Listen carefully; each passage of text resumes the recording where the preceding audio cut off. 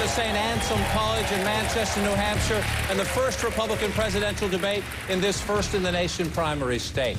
Behind me on this stage, the Republican candidates for president, appearing together on the same stage for the first time tonight. And tonight's debate will be different than any presidential debate you've ever seen. Over the course of the next 2 hours, in addition to questions from myself and journalists from our partners, WMUR and the New Hampshire Union Leader, the candidates will take questions directly from voters right here in Manchester, as well as from voters at town meetings taking place tonight all across New Hampshire. So let's get right to it and meet the candidates. Now, we've asked for no opening statements. However, we will continue a tradition from our past New Hampshire debates to ask each candidate in one short sentence, hopefully 5, maybe 6 or 7 seconds, to introduce themselves to the voters of New Hampshire and the United States of America. Let me begin with an example. I'm John King with CNN. I am honored to be your moderator tonight, and I am thrilled to be back in Red Sox Nation. Now let's start at the end of the stage with Senator Rick Santorum. Hello, New Hampshire. I'm Rick Santorum. I served 12 years representing Pennsylvania in the United States Senate, but I also have substantial executive experience making the tough decisions of balancing budget and cutting spending. Karen and I are the parents of 7 children. Congresswoman.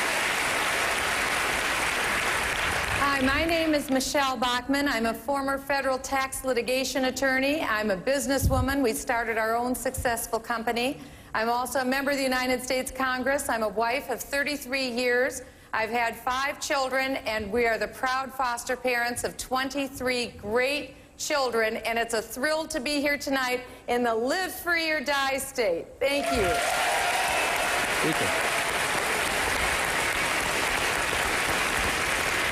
I'm Newt Gingrich, former Speaker of the House. And when 14 million Americans are out of work, we need a new president to end the Obama depression. Governor. I'm Mitt Romney, and it's an honor to be back at St. Anselm. Hopefully I'll get it right this year. And appreciate the chance to be with you and to welcome my wife. And I have 5 sons, as you know, 5 daughters-in-law, 16 grandkids. The most important thing in my life is to make sure their future is bright and that America is always known as the hope of the earth. Thank you.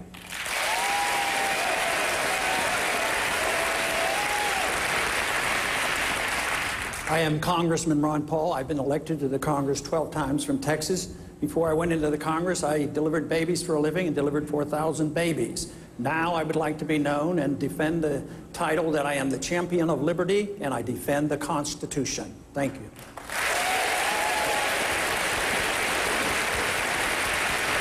Governor.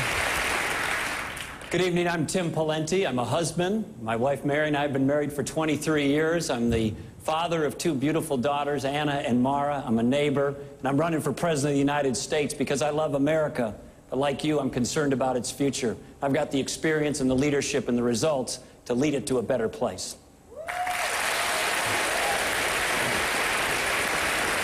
Mr. Kane. Hello, I'm Herman Cain. I am not a politician.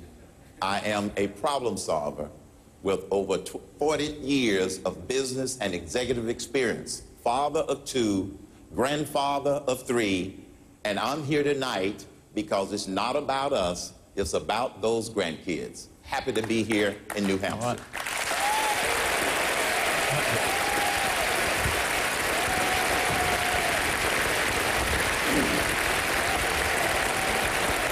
Our thanks to the candidates. You'll get to know them better as the night goes on. Our rules are pretty straightforward. Each candidate will be given 1 minute to answer our lead-off questions. At my discretion, I may ask other candidates to weigh in on each topic. Now, candidates would get about 30 seconds to answer those follow-up questions. I say about 30 seconds because we're on the honor system tonight. No bells, no whistles. You won't see any flashing lights up here.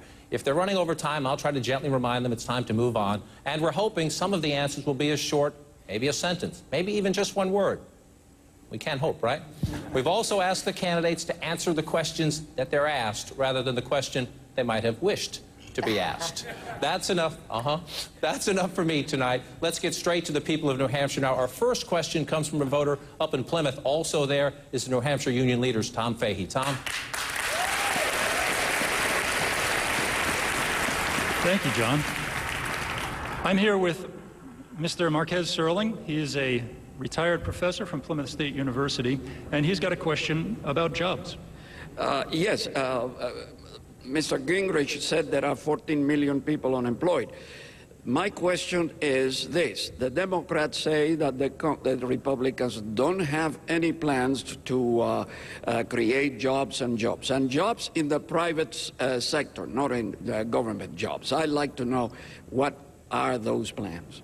Mr. Kaine, let me start with you tonight. And be as specific as you can. I hope I don't have to repeat this throughout the night. What would you do as President of the United States to create jobs? The thing we need to do is to get this economy boosted. This economy is stalled. It's like a train on the tracks with no engine. And the administration has simply been putting all of this money in the caboose. We need an engine called the private sector. That means lower taxes, lower the capital gains tax rate to 0, suspend taxes on repatriated profits, then make them permanent. Uncertainty is killing this economy. This is the only way we're going to get this economy moving, and that's to put the right fuel in the engine, which is the private sector. All right, let me come down to this then. Senator Santorum, you said you have executive experience as well as your Senate experience. Governor Pawlenty laid out an economic plan, a lot of tax cuts in that plan. Some economists said he had some unrealistic expectations, that he said you could grow the economy 5% a year, then 5% a year, then 5% a year. Do you believe that is possible, or is that too optimistic to be to the American people who want help but don't want to be misled? Yeah, I think we need a president who's optimistic, who has a pro-growth agenda. I'm not going to comment on 5% or 4%.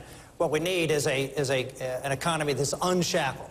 And what's happened in this administration is that they have passed oppressive policy and oppressive regulation after Obamacare being first and foremost. The oppressiveness of that bill on businesses, anybody that wants to invest to get any kind of return, when you see the regulations that are going to be put on business, when you see the taxation, throw on top of that what this president has done on energy. The reason we're seeing this second dip is because of energy prices, and this president has put a stop sign against oil drilling, against any kind of exploration offshore or in Alaska, and that is depressing. We need to drill, we need to create energy jobs, just like we're doing, by the way, in Pennsylvania, where we're drilling 3,000 wells this year for gas, and gas prices are down, natural gas prices are down as a result. I'm going to try to ask all of you to keep the follow-ups to 30 seconds as we can so we can get more in. Governor Pawlenty, answer the critics, and as you do so, who say 5% every year is just unrealistic. And as you do so, where's the proof? Where's the proof that just cutting taxes will create jobs? If that were true, why, during the Bush years, after the big tax cut, where were the jobs? Well, John, my plan involves a whole plan, not just cutting taxes. We're proposing to cut taxes, reduce regulation, speed up this pace of government, and to make sure that we have a pro-growth agenda. This president is a declinist. He views America as one of equals around the world. We're not the same as Portugal. We're not the same as Argentina. And this idea that we can't have 5% growth in America is hogwash. It's a defeatist attitude.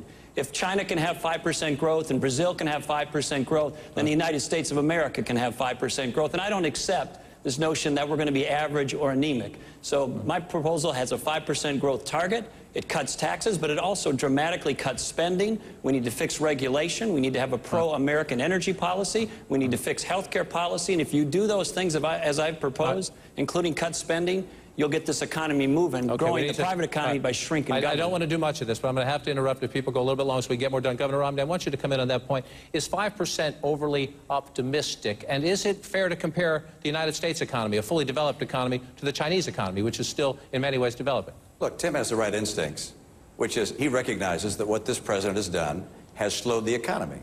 He didn't create the recession, but he made it worse and longer. And now we have more chronic long-term employment than this country has ever seen before. 20 million people out of work, stopped looking for work, or in part-time jobs that need full-time jobs. We've got housing prices continuing to decline, and we have foreclosures at record levels. This president has failed. And he's failed at a time when the American people counted on him to create jobs and get the economy going. And instead of doing that, he delegated the stimulus to Nancy Pelosi and Harry Reid, and then he did what he wanted to do. Card check, cap and trade, Obamacare, re-regulation.